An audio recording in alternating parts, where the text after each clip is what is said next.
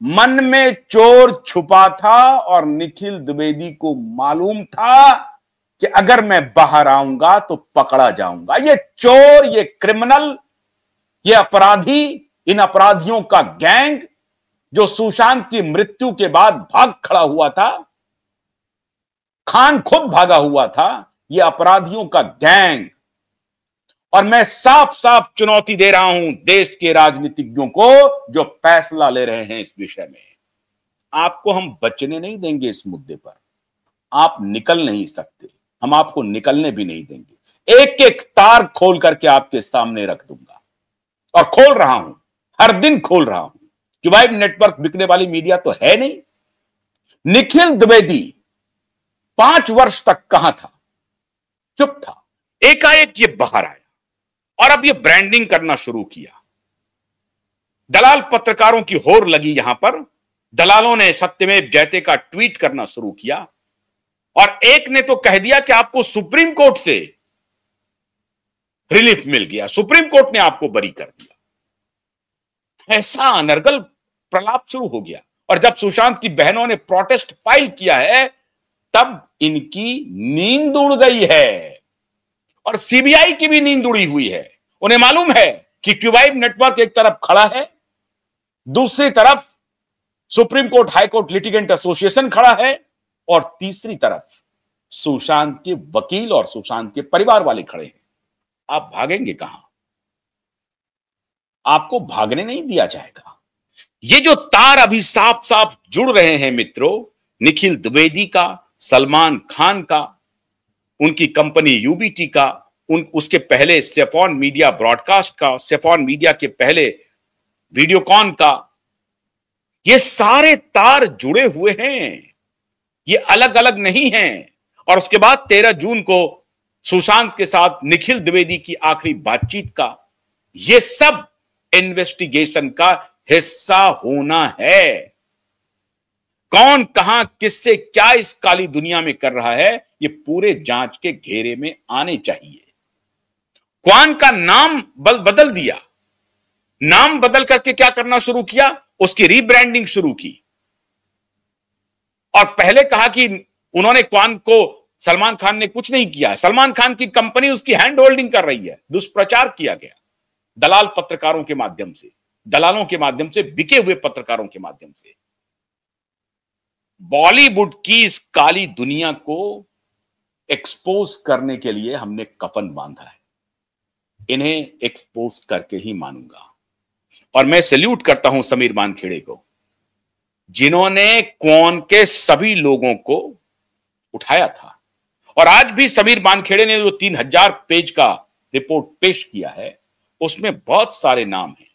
सरकार को एक्ट करना है, सरकार चुप है, मौन है। उनको लगता है कि मीडिया स्टोरी बना रही है। ये सारे कोइंसिडेंस नहीं है, ये सारे कोइंसिडेंस नहीं हो सकता है। जांच हो जाए एक बार ठीक से।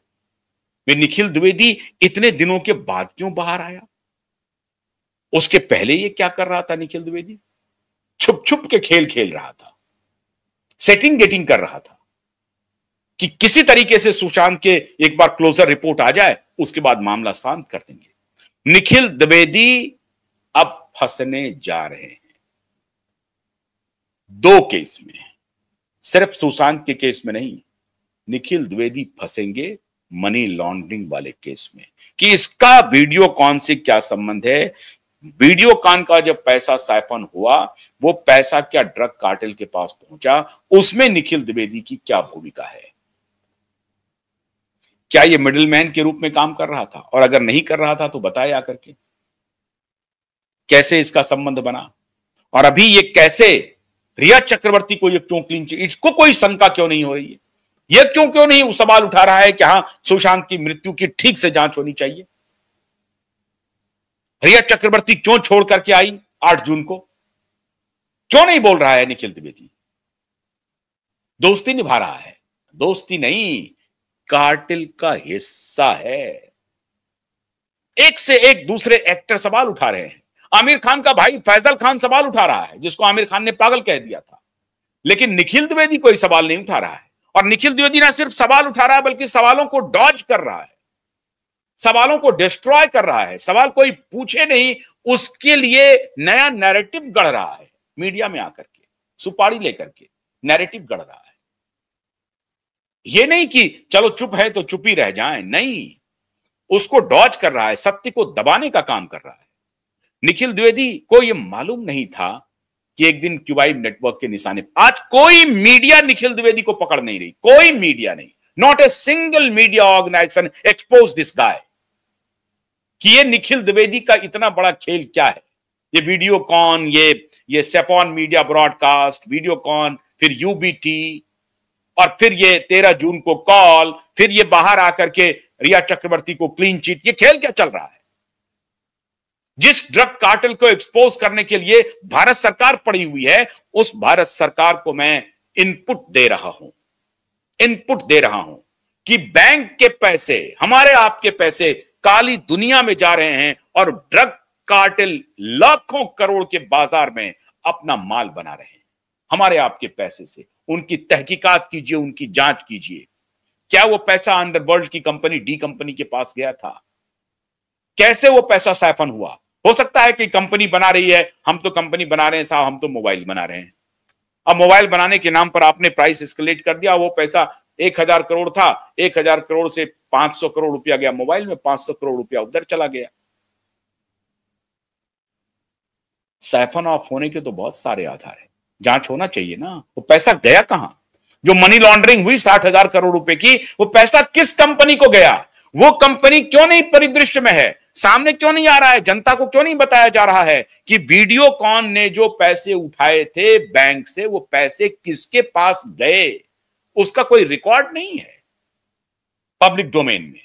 तो सीबीआई भी खेल करती है, ईडी भी खेल कर देती है। ईडी को बताना चाहिए कि वो पैसा कहां गया, किस किस कंपनी को, क्या मनी लॉन्ड्रिंग हुई तो हुई कहां, वो नहीं बता रहा है।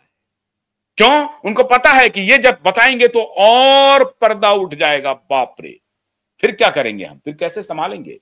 जो रायता फैलेगा उसको हम समेट नहीं सकते हैं।